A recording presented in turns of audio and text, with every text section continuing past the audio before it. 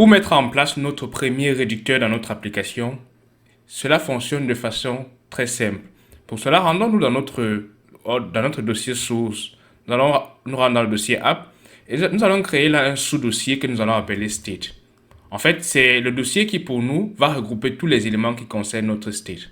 Donc à l'intérieur, je vais créer un premier fichier qui va contenir notre fonction réductrice ou alors notre premier réducteur qui sera le réducteur principal. Pour le faire, et pour que j'ai les fichiers dans l'ordre dans lequel ils arrivent, je vais mettre le numéro devant. Là, je vais mettre reducer.ts simplement. À l'intérieur de ce fichier, nous allons donc implémenter la fonction qui crée notre réducteur ou alors la fonction réductrice. Pour cela, comme expliqué précédemment, il s'agit juste d'une fonction que je peux déclarer et exporter quand nous aurons besoin de le réimporter ensuite. Donc, je vais l'exporter avec export const et je vais appeler ce dernier root reducer par exemple, puisqu'il s'agit bien sûr de notre réducteur principal et de notre premier réducteur dans l'application. Donc là, j'appelle celui-ci root reducer. Et maintenant, ce qu'il nous faut faire, c'est d'appeler la fonction de ngrx qui nous permet de créer des réducteurs. Pour ça, je dois l'importer d'abord et nous allons l'importer du paquet que nous venons d'installer, ngrx/store. Donc là, je vais appeler ngrx et store. Et pour ça, nous allons appeler la fonction prédéfinie par ngrx qui s'appelle createReducer. Donc après avoir importé createReducer, il va nous falloir donc réutiliser cette fonction-là pour pouvoir créer notre fonction réductrice. Donc après notre égalité, il ne faut plus que faire appel à createReducer.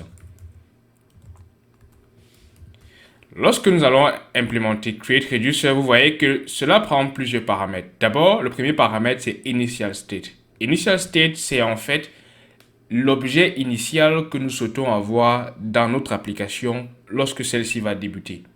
Donc pour cela, il nous faut créer nous aussi un objet que nous souhaitons afficher à l'intérieur de notre application initialement. Pour l'instant, je mets simplement un objet vide, mais aussi vous pouvez décider de créer un objet à côté. Donc là, par exemple, je vais créer une constante, une constante que je vais appeler initial state. Donc là, j'appelle ceci initial state. Et comme dit, il s'agit simplement d'un objet qui contient des éléments que nous souhaitons avoir. Dans ce cas, je vais par exemple dire appName. AppName et nous allons mettre sous forme de chaîne de caractères ngrx. Tout simplement. Ça veut dire que appName sera le premier élément ou alors la première valeur à l'intérieur de notre state. Maintenant, je peux appeler initial state à l'intérieur de mon createReducer et cela sera mon premier paramètre. Nous pouvons ajouter d'autres paramètres, mais ça, nous allons y arriver plus tard. Pour le moment, concentrons-nous d'abord sur le fait de créer notre premier réducteur. Ainsi, nous venons de créer notre root réducteur. Mais le problème, c'est que cette fonction est encore déconnectée de notre state principal. Pour pouvoir créer la liaison entre ces deux éléments, il nous faut rajouter notre réducteur à l'intérieur de notre store module. Donc pour ça, il faut nous rendre dans notre store module. Je vais rentrer à l'intérieur de ce dernier-là. Et nous allons choisir, comme dit, les deux objets représentent à la fois le réducteur, mais aussi le méta-réducteur ou alors d'autres éléments que nous pouvons ajouter à notre store.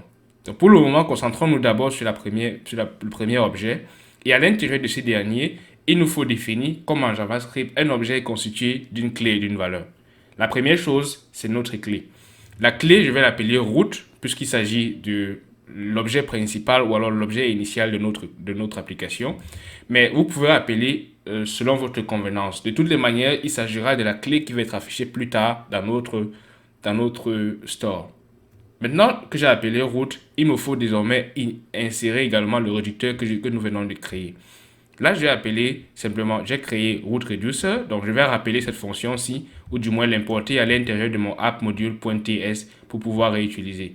Donc, ce que je fais, c'est que j'importe simplement mon root reducer depuis le fichier que nous avons. Donc là, je vais entrer le schéma, le chemin d'accès. D'abord, il faut entrer dans le dossier state et ensuite, il faut chercher le reducer.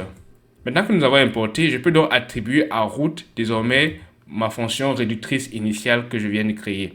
Donc là, je vais appeler root reducer. Et désormais, nous venons de créer notre premier réducteur dans notre application et nous l'avons initialisé ou alors connecté avec notre store. Le problème, c'est que nous ne parvenons pas à voir maintenant si tout cela fonctionne, n'est-ce pas? C'est le meilleur moment pour nous donc d'introduire un autre type de réducteur, les méta-réducteurs. Avec les méta-réducteurs, nous allons pouvoir insérer quelque chose, un élément qui va nous permettre de pouvoir observer ce qui se passe dans notre state à tout moment. Donc à présent, implémentons notre second réducteur, notre méta-réducteur, qui va nous permettre de voir à quoi ressemble notre store jusqu'à présent.